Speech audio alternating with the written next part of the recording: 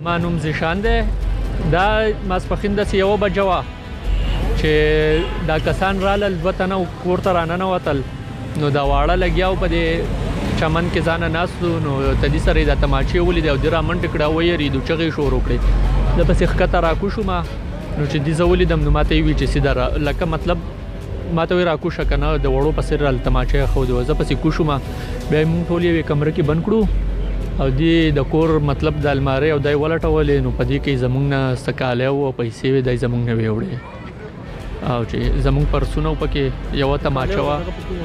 کاله س تقریبا 31 تولې او 3.5 لک روپۍ وې او یو تماچا وا او 2 پرسونو یو زما د والي صاحب پرسو یو زما